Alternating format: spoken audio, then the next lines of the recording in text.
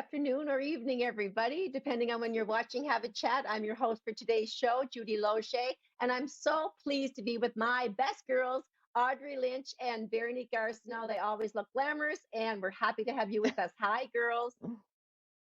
Hello, Hi, everybody. Judy. Yeah, I always look forward to the quote, and we take turns, as the viewers know by now. And Veronique, what did you pick for us today? Well, you know what? I wanted something that felt like sunshine and that talked a little bit about, I was inspired this morning to think about the summer and what that could mean for all of us, especially as, things start to evolve with the pandemic. So this is my Mm-hmm. quote, and it's from F. Scott Fitzgerald from The Great Gatsby. Oh. And it says, and so with the sunshine and the great bursts of leaves growing on the trees, just as things grow in fast movies, I had that familiar conviction that life was beginning over again with the summer. Oh, I love that. And I'm very much, as Yeah. you know, for Beautiful. quotes and poetry, and that's an absolutely beautiful one. And summer's my favorite season. Are you girls looking forward now that we're almost to the first day of summer, June 20th? What do you have in mind and anticipating for Well, summer fun? for me, I'm just, I'm looking forward to the province opening up a little bit more for the summer. I'm looking Mm-hmm. forward to the Atlantic bubble coming back.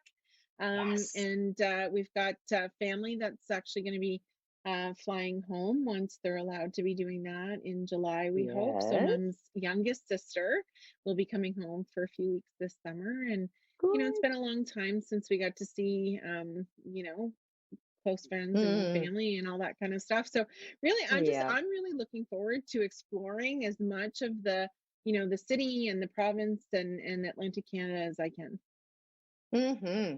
Audrey, excited for Yes, summer? definitely. Yes, I am actually. I'm excited for the. I'm just going to talk about the weather just for a second. For the frost stops. Yeah. Yeah. This past week we've had little frost warnings. I'm ready to be done with that and running out and covering up Yeah. all my plants now that I've got the gardening bug.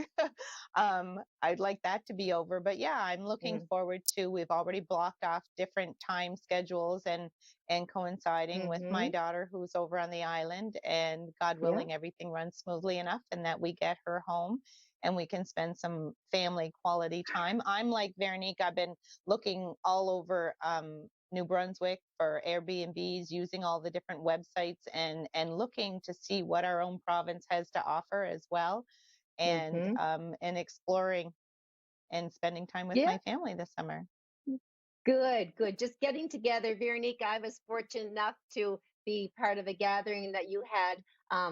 Well, not you had, but my brother-in-law and your uncle had for your mom. And just before you talk about that and celebratory things, I want to say that I missed the show to congratulate you on being city councilor, because I obviously voted for you, knowing what great things you can bring to this city. I love you, and I really know that you can do such wonderful work. So congratulations on that. I missed my opportunity last time. It's going to be a good Thank year you, for thank you. I you. know that. Yay! Yes, and for all the Yeah, and council that I didn't get to. yeah, and it's a great group. I'm, really proud and was very humbled by the support and so many people, I guess, putting their faith in me Yes. to represent their voice at that table. So thank you for the well wishes, and I know you were such a great confidant to me throughout the campaign, and always a supportive ear. So I'm lucky to be surrounded Well, by greatness. well, you're very capable. And let's talk about your mom for a bit, because she's one of the nicest people I know, and just a little thing that you did for her. And Yeah, so it was mom's birthday just over the weekend, and I mean, everybody knows mom's my best bud, and I just absolutely adore her. And I have to tell this story because it was the cutest thing. So dad decided that he wanted to get mom a cake, right? And so she yeah. loves chocolate cake with boiled icing. That is her most favorite thing to eat. Mm. And but he had it wrong, and I couldn't tell him because every time he called, mom was there. And so Oh. he wanted to surprise her. So he went to four different bakeries looking for chocolate cake with cream cheese icing. And everybody Oh, kept telling him sugar. that they didn't do that. Yeah. And so anyway, he ended up at my Uncle Michael's on Friday night. He had two cakes. Neither one of them was what she was looking for. And then, of course, Michael knows that mom's favorite cake is a chocolate cake with boiled icing. He got her one of Oh, those. So we had three oh, cakes on yeah, Oh, Friday. wow. yeah. And I Lots got of to try it. leftovers there. It was lovely. It was a lovely gathering for your mom. So well deserved. Happy belated again, Jacqueline, for anyone who missed it. Yeah. Yeah. Well, I Yeah, just she's a wanted to wonderful, mention wonderful soul. another birthday that Judy, probably you're very, very interested in. On June 14th, Donald Trump celebrated his 75th birthday. And I really think maybe you should do a solo and sing him happy birthday. Oh my gosh. The only sad thing is that this is virtual and I can't have him in the same room as me singing to him. Everyone knows the love, I have for this man. So The love. if he was here in person, it would have to that's be that's happy birthday to you. Happy birthday to you. Happy birthday, Mr. President. Happy birthday to you. Donald. Well, there you go. there. Woo! We'll have to definitely make sure he sees a copy of this when it hits YouTube this time around. Yeah, right. Well, that was all in fun. Now let's talk about something that's really special to all of us, and that would be our father. That's I right. think it's Father's Day coming up on June 20th, Sunday, the first day of summer. And who wants to begin and give a little tribute to their dad? Well, I'll go first. My father, especially, is a father of four, and I'm the eldest. He has really been there for me no matter what. He's been there for his grandkids, he's there for his great grandchildren. And I just want to salute him with all he's done and all his love and support. His latest endeavor, with taking care of and helping to raise his great granddaughter, Maya, Oh. who has a disability. She has Rett syndrome. Anybody who knows me knows I've chatted about that before, and sees the pictures I post on Facebook of her.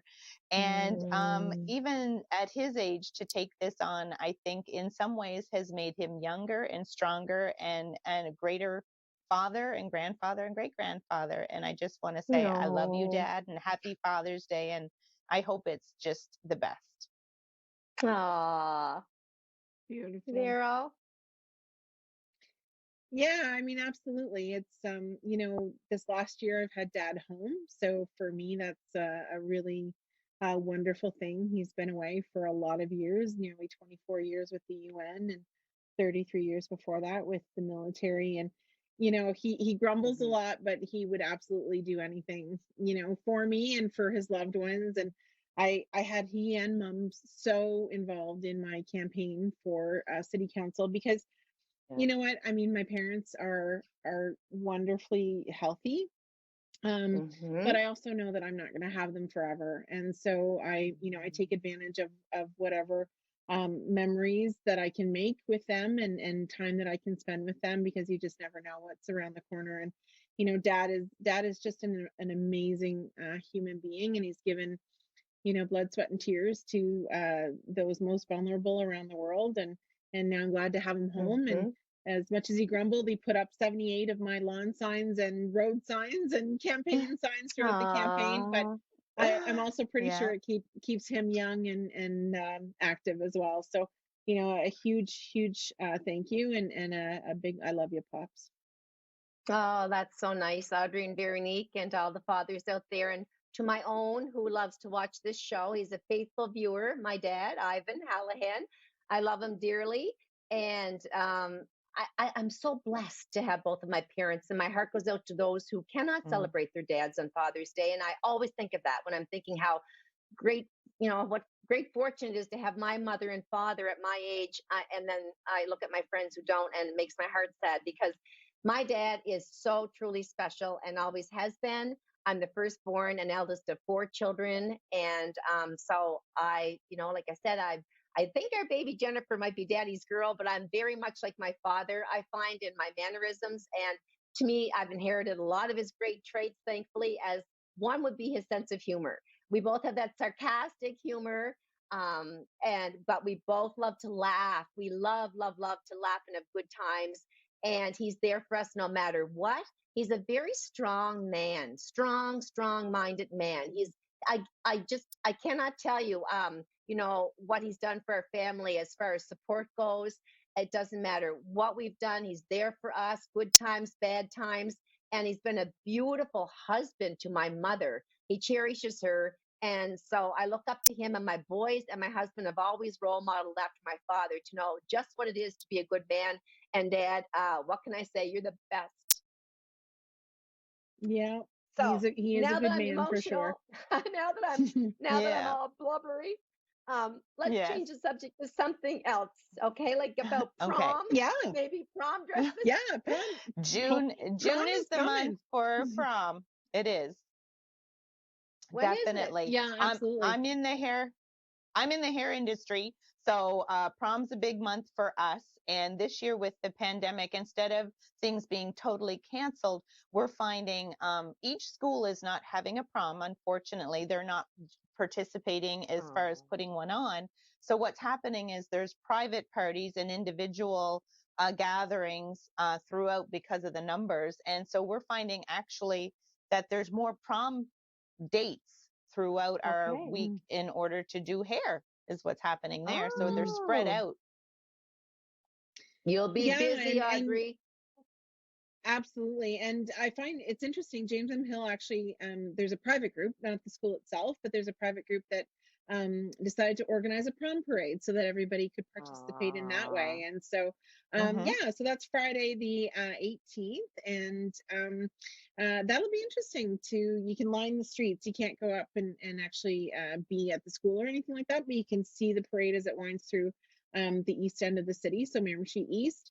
And I'm looking forward to that. I think it's a great idea. And you know what? They're making yes. the most of what's going on right now. And we're hopeful that next year we won't be in the midst of this. No, the kids are really No. excited that I've spoken to.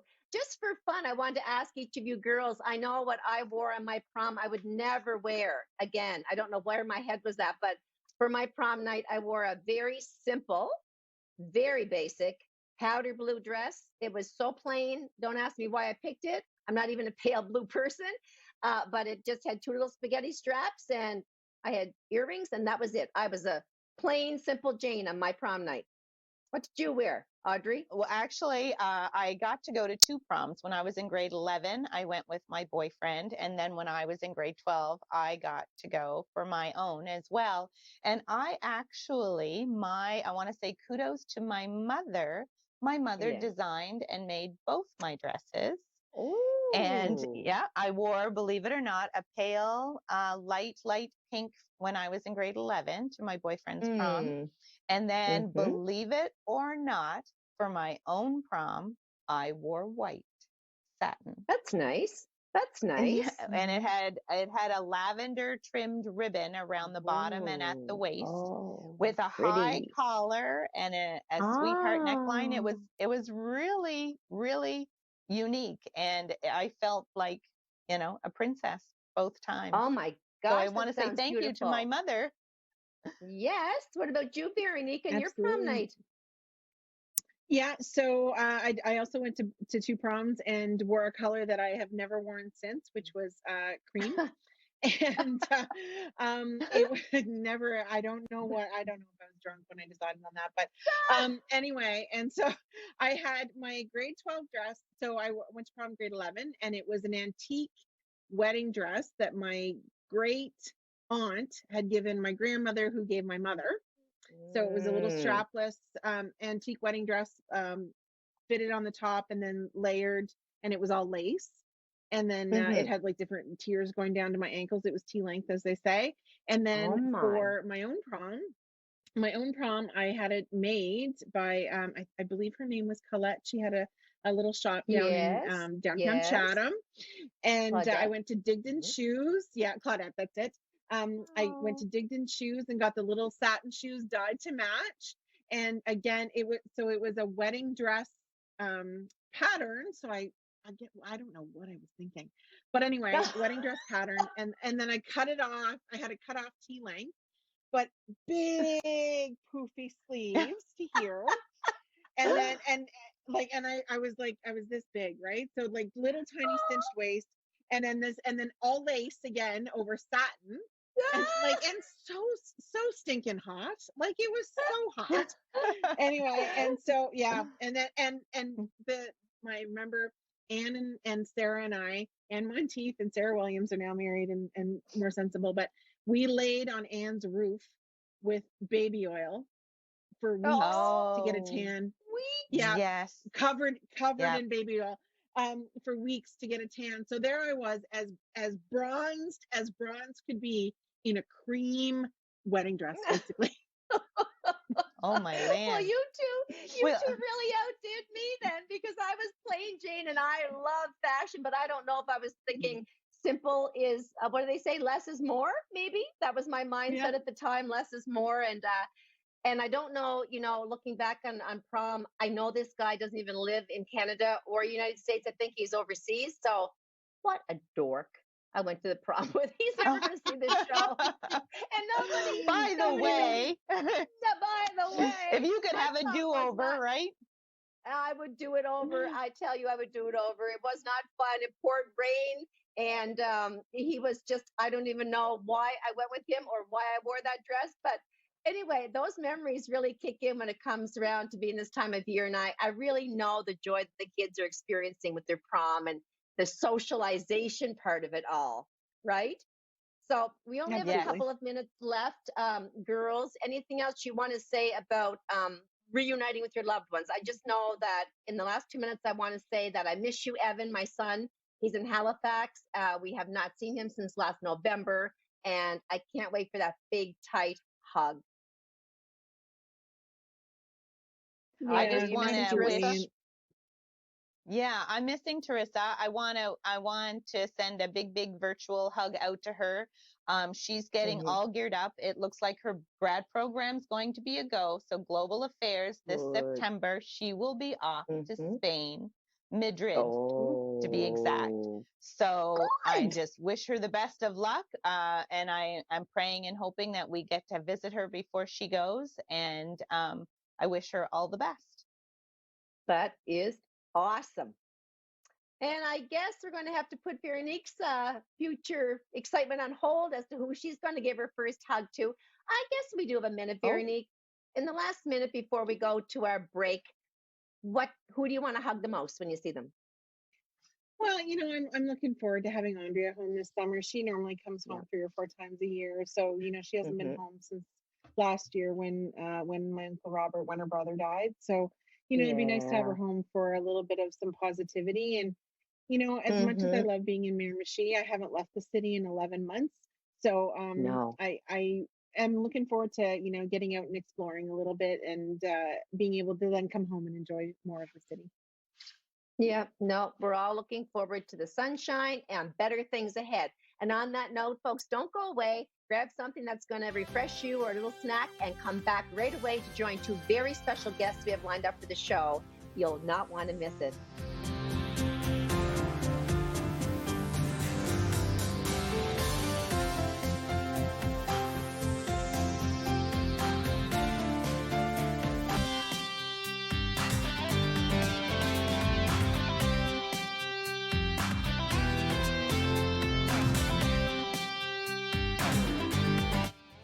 Hello and welcome back for another segment of Have a Chat. Once again, I'm your host, Judy Loge, joined by my beautiful co-hosts, Audrey and Veronique.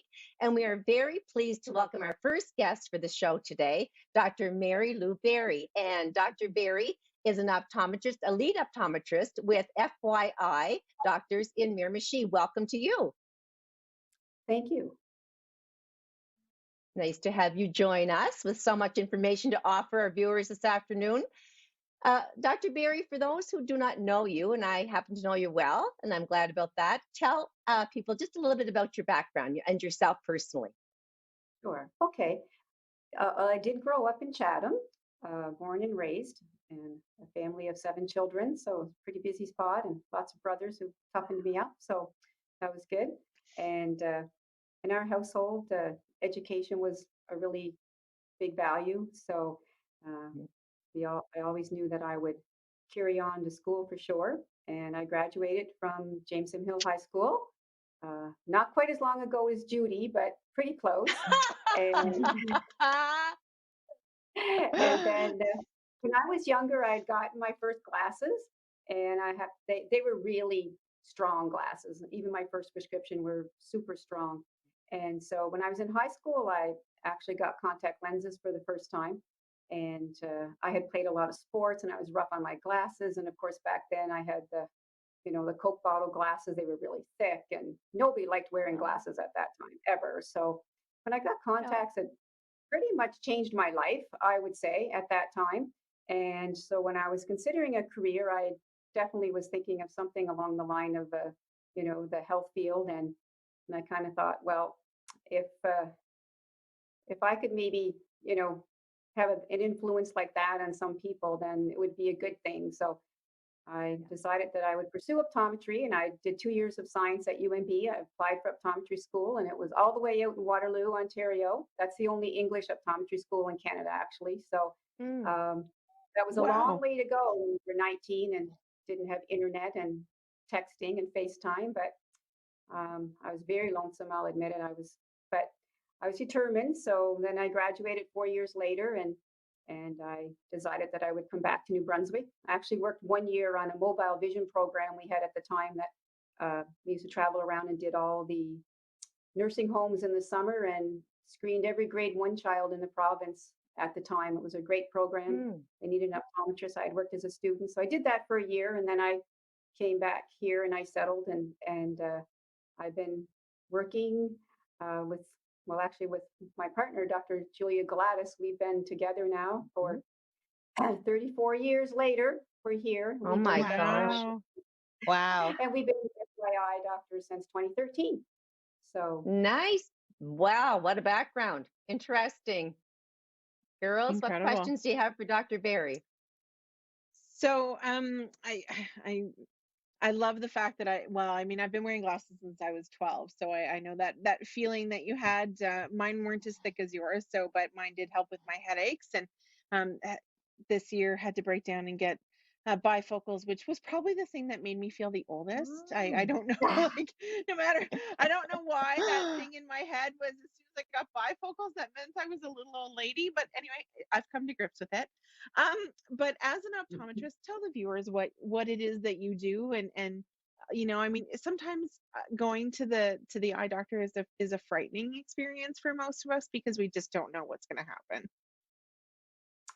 well, you know, the first and most important thing really is like the importance of having a regular eye examination, even if your vision is what you think is normal. 20/20 vision does not mean that you have completely healthy eyes. And so during our regular testing and all the scans and technology that we use and go through, um, we often will detect um, glaucoma or a retinal detachment, tumors, unfortunately, of the retina or of the lids.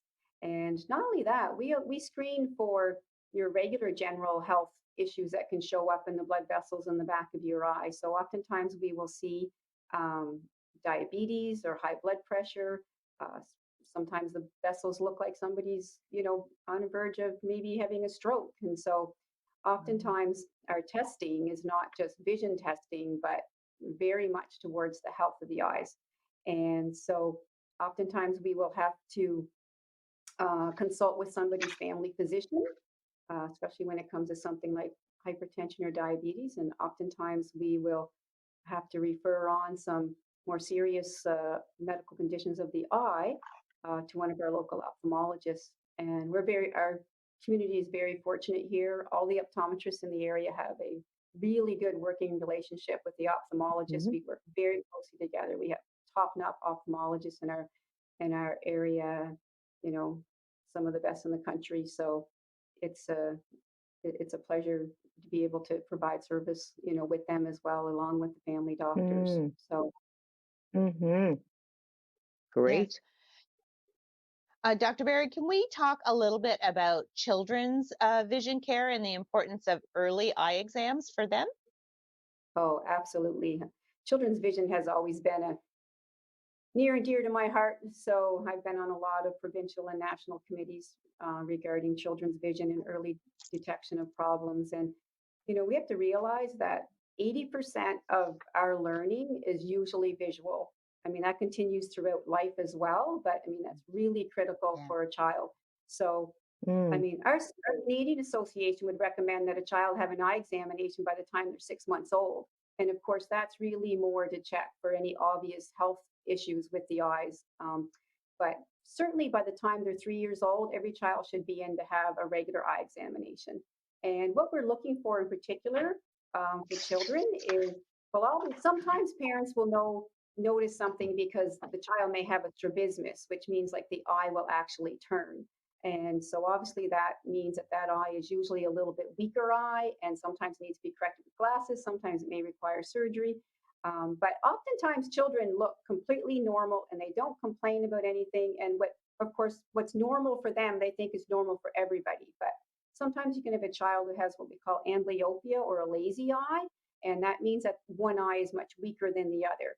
And always for our maximum learning and reading, we want to have two eyes that will really work together. So you want to pick that up as young as you can so we can try to train that with glasses, sometimes with patching therapy.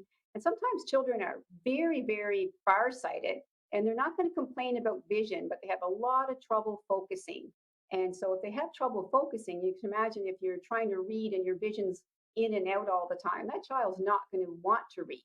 Sometimes you think they're just not No. interested in reading, but maybe it's just Mm-hmm. not comfortable for them. Right. And Mm-hmm. and there's a few other things that we pick up, like something like a color vision problem. 8 to 10% of boys will have a color vision problem, and Oh. that's not going to be something that's going to interfere big time with their learning or anything. But we use it for career counseling because there are some careers like policing, a pilot, some of the military positions Yep. where you have to have normal color vision. Want to know that when they're 10 or 12 and not when they're 18 or 20 and trying to decide on a Mm. career.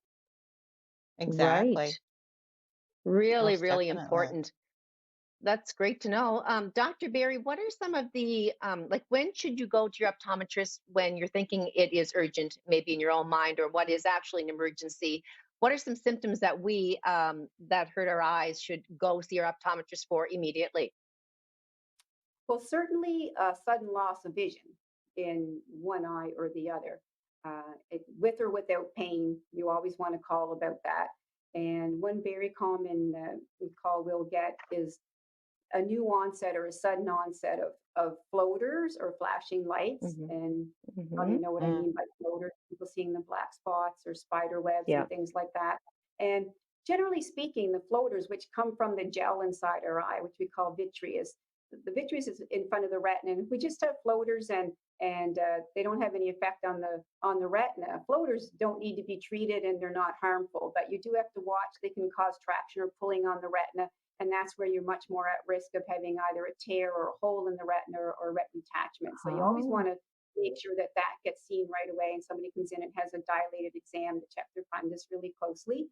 Obviously, double vision. If somebody, sometimes you see double vision, briefly and it clears up. But I mean, persistent double vision, we have to check that out for sure. It can be neurological, Mm-hmm. it can be diabetes, it can be MS, Yep. it can be Okay. paralysis of one of the nerves. So, and of course, red eyes. Mm. People, we get calls, several calls a day for red eyes, and I mean, some of them are as Huh. simple as maybe a broken blood vessel in the eye, which looks terrible, Yeah. but Yeah. actually is not harmful. But infections or inflammations, even more serious. So, like I Mm. say, red eye with pain, and so anything that's persistent. Sometimes it's just allergies or dry eye, but we do. Sometimes we can kind of counsel things over the phone, and oftentimes we'll say, "Come in, we want to have a look at it, so we can prescribe something if necessary." Right. Right. Well, those are great tips for our viewers for certain things to be wary of, and go see you immediately if those things occur. Yes. Very neat. Yeah.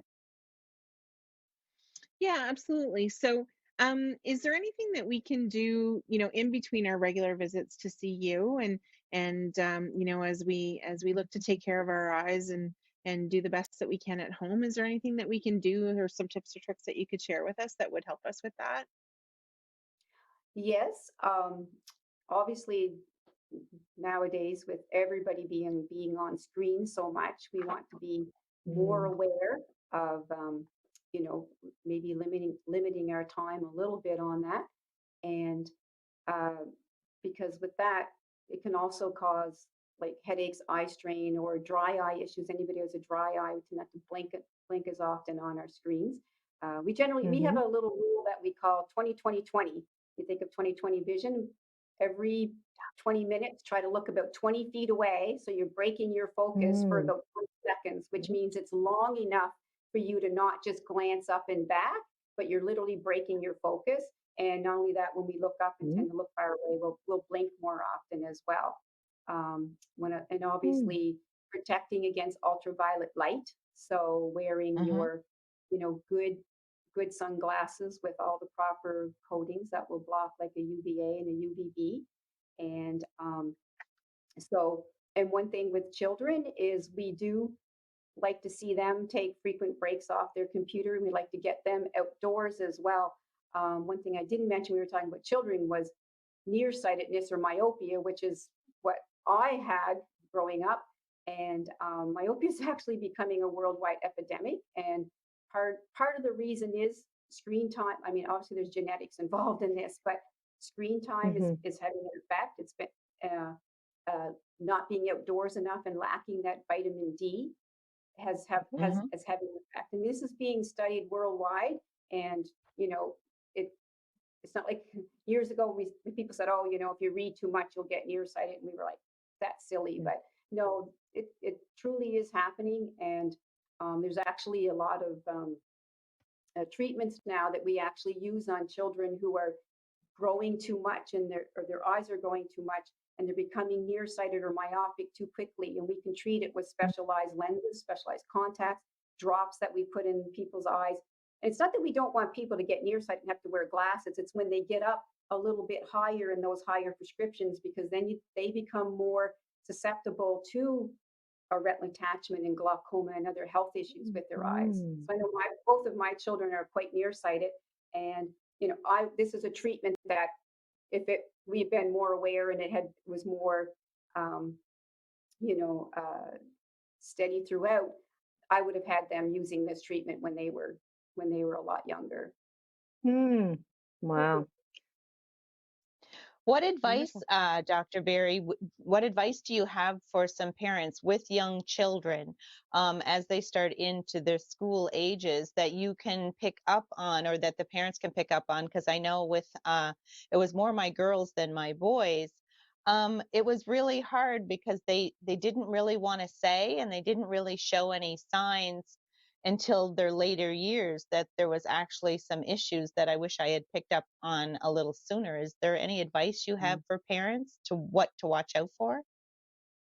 Well, to be perfectly honest with you, that's the big thing with children is often you won't see anything. Like I say, other than an eye that obviously looks like it's turning in or out, or Hmm. sometimes like the child is maybe struggling a little bit in school or struggling with their reading, you might think, oh, like maybe I should have their eyes checked.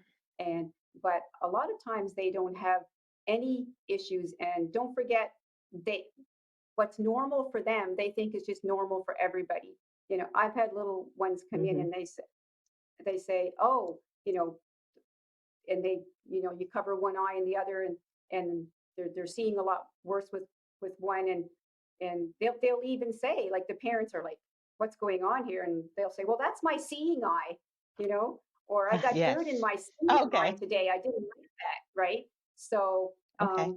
but like a squinting, like if they tend to squint, if they rub their eyes a lot, especially if they're doing a Mhm. lot of close work, or maybe if they tend to get really close to the TV or to their devices, or like I say, they complain about headaches. Definitely, if they complain about headaches, always think of always think of eyes, especially if they're getting into that school age. Okay. Dr. Berry, in the last minute and a half that we have, basically, what would you say to those considering a career, young people going forward in optometry? Like I say, 34 years later, and I'm still doing it and still loving it. And It's a wonderful profession. It has its stresses by all means. You always worry, and I've laid awake about patients at night wondering, how they're going to do, and how their outcome will be, and did we all do the right thing? But I've met some just wonderful people and patients over the years. It's been a pleasure, and people are generally very, grateful when you do something good to help them out. And I hate to say this out loud, but I'm on my fourth generation in some families of patients who I'm seeing. Ah, So I would really encourage young people to think about it. And if you're interested at all, talk to your own local optometrist. Everybody would be very open to having you come in, maybe sit with you for a day. I have lots of kids who come in that grade 9, take your kid to work day. Both their parents are yeah. teachers or Yes. something. Oh, I don't want to do that. And I'm like, sure, come on in with me. So sure, ask about Yeah. it, and like I say, strongly encourage people to consider that field. Thank you so much for being with us on Have a Chat. You've been wonderful, informative, and we want to say thank you and tell the viewers not to go away because we're going to be right back with another wonderful guest. Bye for now, Dr. Berry. Oh, thank you very much for having me.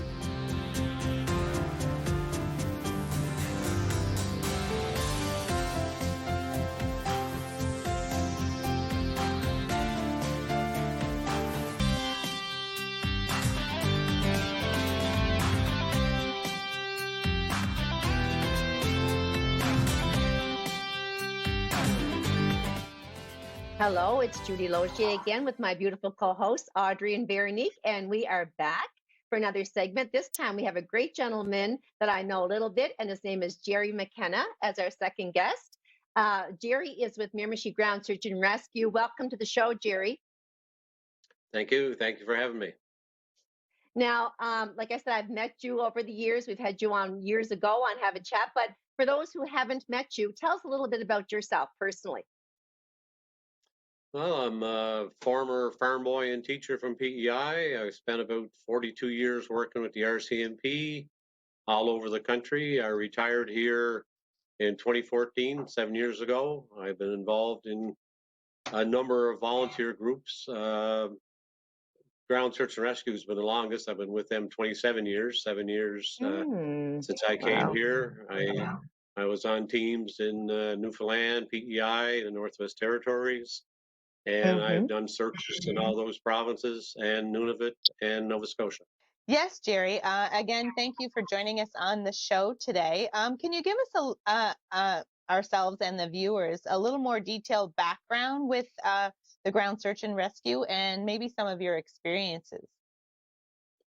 Okay, I could probably talk for a couple hours on that. I've been in ground search for 27 years.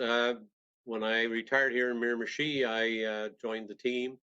The team here had almost folded back in 2012 and 2013. They're down to 1 or 2 members. So since then, we've been doing a lot of recruiting and fundraising.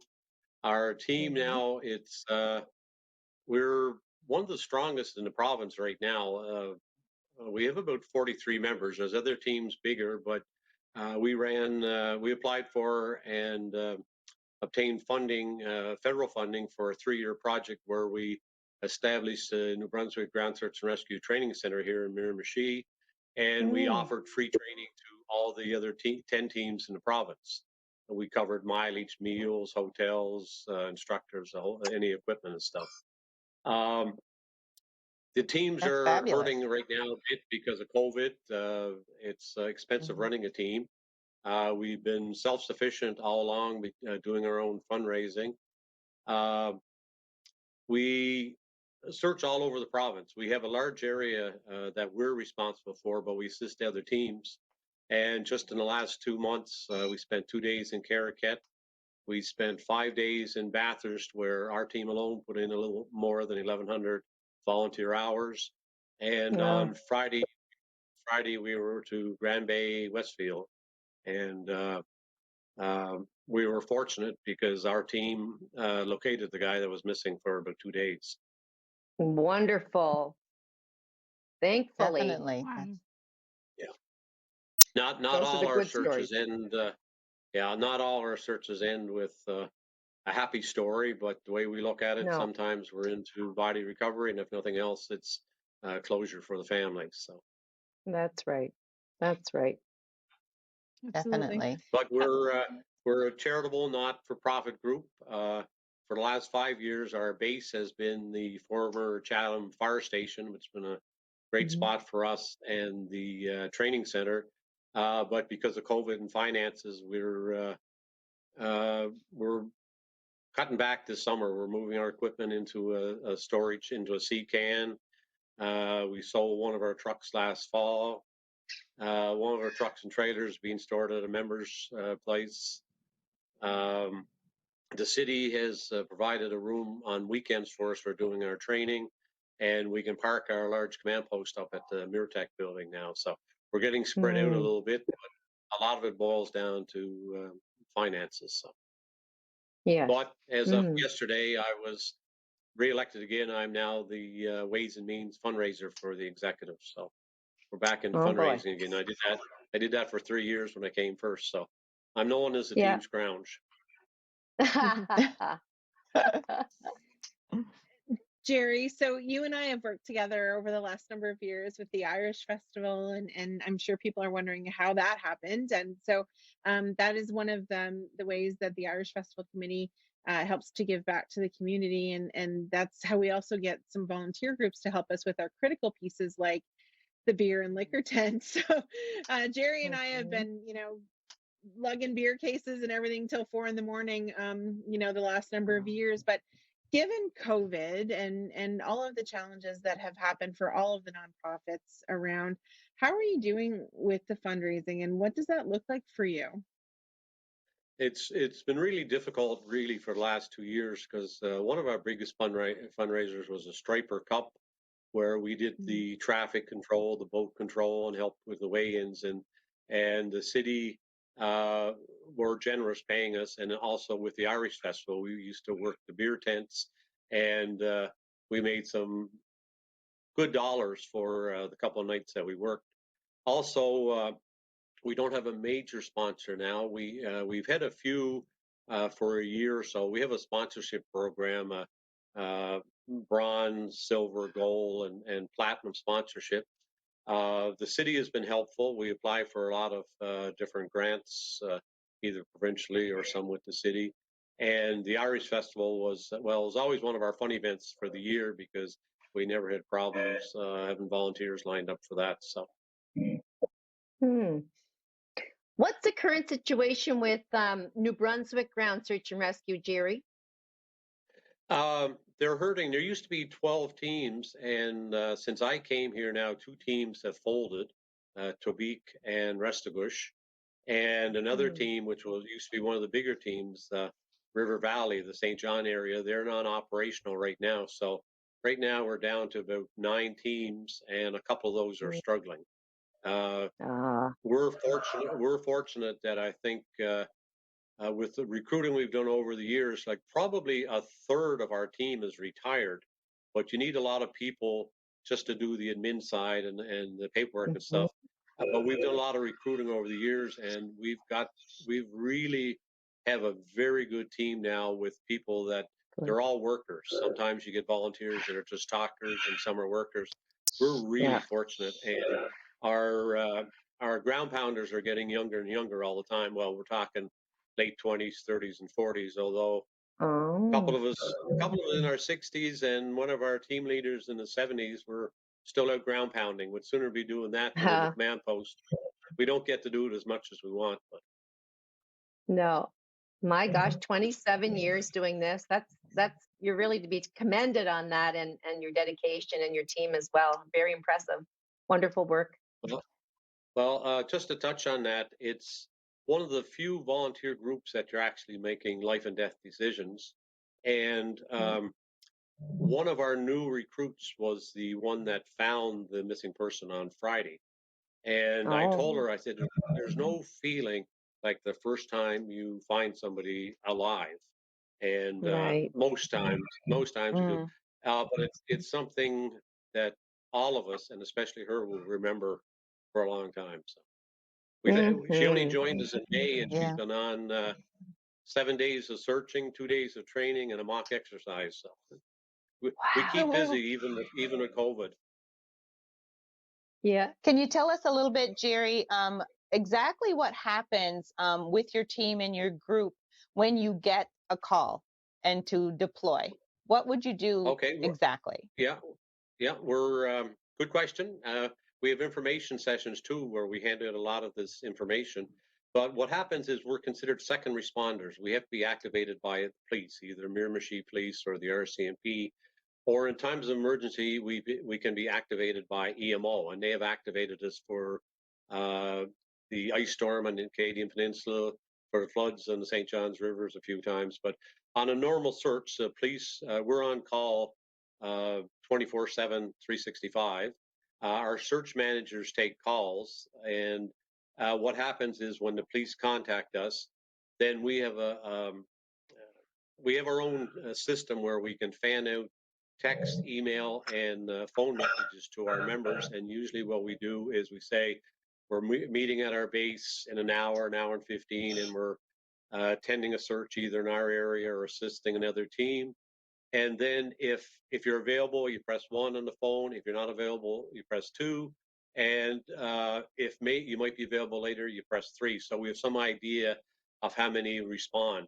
For an example, we had the Bathurst search. We averaged 18 to 20 members each day, which is really a really amazing number considering it was during the week. A lot of times, for example, Grand Bay last Friday, we only had 6, but all they needed was ground pounders. They didn't need anybody for the overhead team or search managers. So the 6 of us went. Okay. When we arrived there, they split us into 2 teams, and they give us a tasking to search a certain area. And this was where we located the gentleman. It was 14 kilometers from his home, and he wasn't in good health Mm. at the time. So Oh, so oh, that just gives you an idea of the size of the areas that we have to cover sometime. But there's a lot of science now into coordinating a search, and fortunately we've received a lot of training over the last few years because of the funding from Ottawa, and also we have a pretty good overhead team, and we're developing some really good team leaders. Mm-hmm. fabulous. Wonderful. Oh, one thing I want to include was if you want to apply for the team, because we're recruiting all the time, we have 17 new people over the last year. You need to be 18, submit an application and a police clearance certificate. And most importantly, you have to look good in orange. So then you can join our team. As a redhead, I don't generally look good in orange, unfortunately, but that's okay.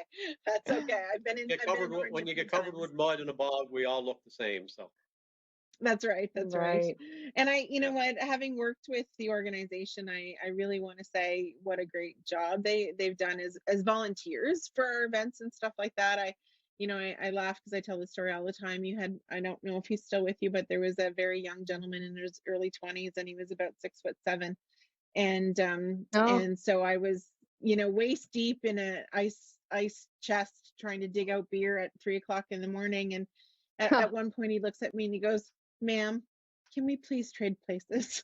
And I'm like, "Yeah, if you stop calling me ma'am, we can do it."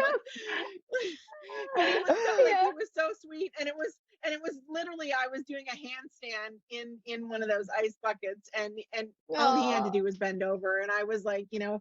eyeball deep. But anyway, it was the night. Your team has been wonderful over the years, so I really want to commend you on that, and thank you for all that you've done, just even from a volunteer perspective. But I can't imagine what you've been able to do for families as you find those people out there. I know. I know. I just get a big lump in my throat when we hear or see a report on the news. Our phones come up that there's, an alert out for a missing child. And it seems there are a lot of teenagers, for whatever reason, lately we've seen more and more disappearances. And thankfully, some have just run away. And unfortunately, some tragedies take place where those kids still have not been found. And it has to be, as a parent to myself, it would be my worst nightmare to have my teenager go missing, perhaps abducted, and to have you people go out there and do something like that. like I said, it takes someone the strength because you never know what you're going to come upon. And it also takes, you're a human being you have 5 children of your own, don't you, Jerry? Yeah, and that's part of the reason 5 why I got children. involved in the first. Yeah. Yes, Although for your love of. they're they're grown and gone and all over the world right now. Our baby's 30, so. Oh, wow. Do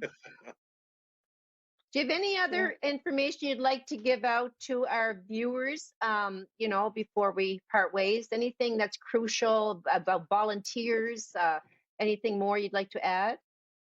If you want to know anything about more about the team, just go to info at mgsar.ca. That's Miramichi Ground Search and Rescue.ca, and it'll give you some information on our team.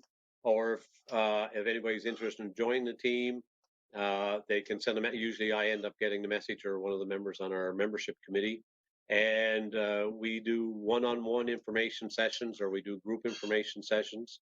If you look at our website, you'll find that there's always a lot of smiles. We have a really good group, about 43. Oh, I should mention that the males are outnumbered by the females, both on our team, on our overhead team, on our team leaders, and on our ground pounders, and on our executives. So.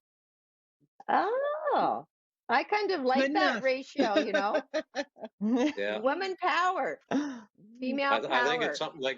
I think it's something like 23 to 20 female over male, but we have a number of applicants that we have to interview yet, and they're all females. So.